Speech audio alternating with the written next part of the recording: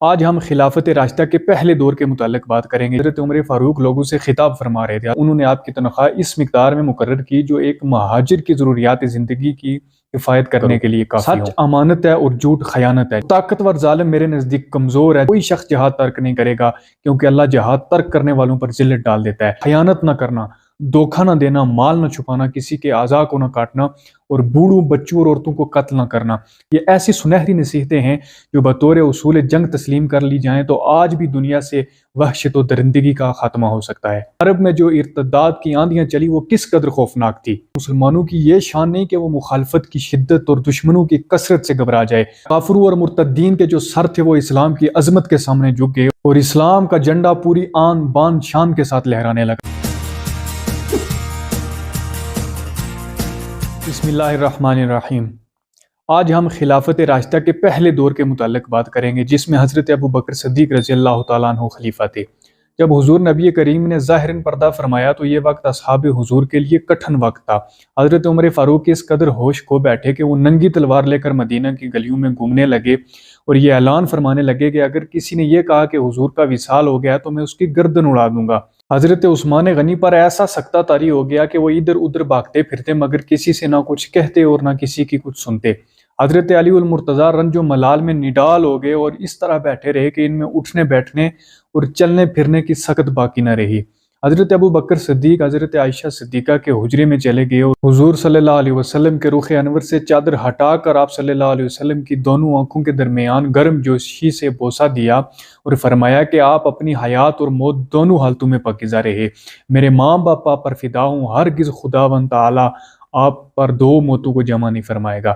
اس کے بعد حضرت ابو بکر صدیق مسجد میں تشریف لائے اور آگے حضرت عمر فاروق لوگوں سے خطاب فرما رہے تھے۔ حضرت ابو بکر صدیق نے اصحاب کو متوجہ کیا اور فرمایا کہ جو شخص تم میں سے محمد مصطفیٰ صلی اللہ علیہ وسلم کی عبادت کرتا تھا وہ جان لے کہ ان کا وصال ہو گیا ہے، اور جو شخص اللہ رب العزت کی عبادت کرتا تھا وہ جان لے کہ خدا زندہ ہے اور اسے کبھی موت نہیں آئے گی۔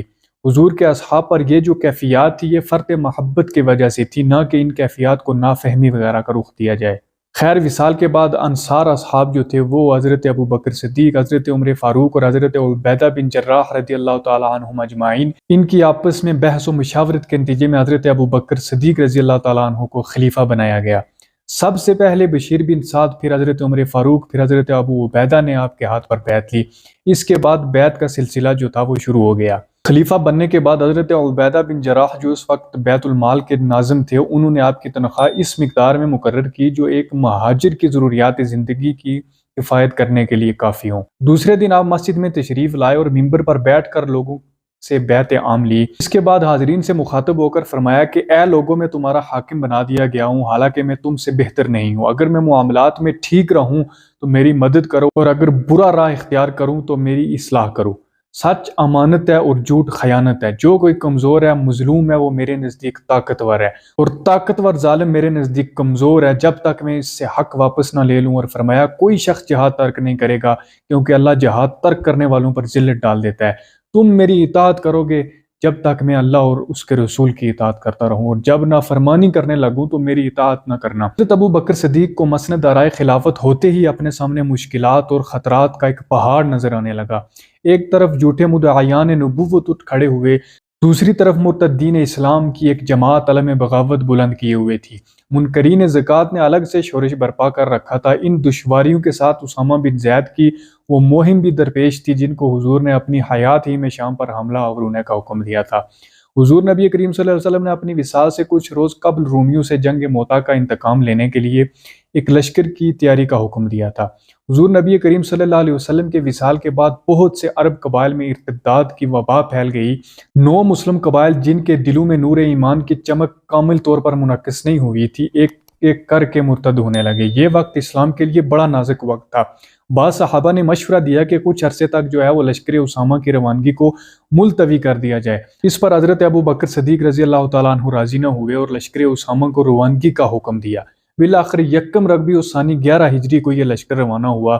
روانگی سے قبل حضرت ابو بکر صدیق نے جو نصیحت کی وہ یہ تھی کہ خیانت نہ کرنا، धोखा न देना, माल न छुपाना, किसी के आज़ा को न काटना और बूढ़ों, बच्चों और औरतों को कत्ल न करना, खजूर के दरख्तों को न जलाना, फल वगैरह के जो दरख्त हैं उनको न काटना और खाने की ज़रूरियात के सिवा या ऊँट वगैरह को ज़बह न करना। ये ऐसी सुनहरी नसीहतें हैं जो बतौर उसूल जंग तस्लीम कर ली जाएं तो आज भी दुनिया से वहशत और दरिंदगी का खात्मा हो सकता है। 40 रोज़ के बाद हज़रत उसामा बिन ज़ैद फ़तह की खुशखबरी लेकर वापस लौटे। शाम का ये जो हमला था ये इस्लाम के लिए बहुत मुफीद साबित हुआ।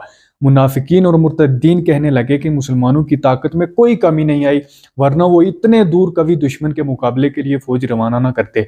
बिल आखिर बहुत से मुर्तद कबाइल जो थे वो फिर से इस्लाम में दाखिल हो गए। और फिर जब लश्कर उसामा ताज़ा दम हो गया तो मुसलमा कज़्ज़ाब, जिसने झूठी नबुव्वत का दावा किया था, इस तरह बाकी जो मुर्तद्दीन थे उनके लिए हज़रत अबू बकर सिद्दीक ने लश्कर उसामा को 11 दस्तों में तकसीम किया और हर दस्ते का एक सरदार मुंतखब किया। इन दस्तों को मुल्क के मुख्तलिफ हिस्सों में भेज दिया, जिसके नतीजे में मुसलमा कज़्ज़ाब, मालिक बिन नुवैरा वगैरह का खात्मा हुआ।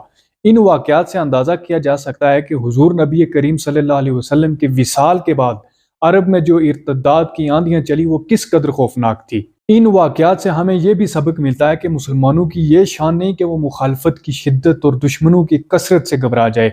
मुसलमान तादाद की कमी के बावजूद मगलूब नहीं हो सकते, हाँ मगर ईमान की कमी के सबब मगलूब हो सकते हैं। खिलाफत सिद्दीकी के इब्तदाई दौर में मुसलमान चारों अतराफ से दुश्मनों से गिर गए थे, मगर हज़रत अबू बकर सिद्दीक की ईमानी कुव्वत ने दुश्मनों की ताकत की परवाह न की और इनके सामने फुलादी दीवार बनकर खड़े हो गए। नतीजतन ये हुआ कि अल्लाह रब्बुल इज़्ज़त ने अपना वादा जो था उसको पूरा फरमाया कि अगर तुम खुदा की मदद करोगे तो खुदा तुम्हारी मदद करेगा, और तुम जब डगमगाने लगोगे तो वो तुम्हारे कदम जो है वो जमा देगा। इस वादे को अल्लाह रब्बुल इज़्ज़त ने पूरा फरमाया। काफिरों और मुर्तद्दीन के जो सर थे वो इस्लाम की अजमत के सामने झुक गए और इस्लाम का झंडा पूरी आन बान शान के साथ लहराने लगा। इस तरह दूसरे रुख पर नजर डाली जाए तो पता चलता है कि हजरत अबू बकर सिद्दीक की खिलाफत के दौर में तदवीन कुरान और हदीस का आगाज हुआ और पहली दफा कुरान करीम को किताबी शक्ल दी गई। 22 जमादिउल आखिर सन 13 हिजरी को हजरत अबू बकर सिद्दीक का विसाल हुआ। आपने विसाल से कबल ही हजरत उमर फारूक को अपना जाननशीन मुंतखब कर लिया था। और हजरत उमर फारूक के दौरे खिलाफत पर हम अगली वीडियो में बात करने की कोशिश करेंगे। तब तक के लिए अल्लाह हाफिज़।